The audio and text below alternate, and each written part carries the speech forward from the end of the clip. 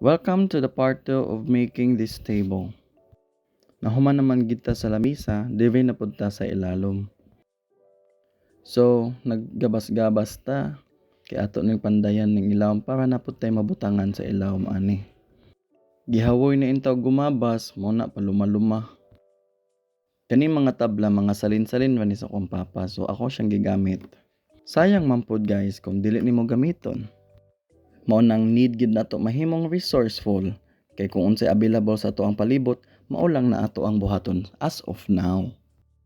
Tanawa raw nigawas gid akong pagka-creative maski wala ko kabalon sa akong gibuhat.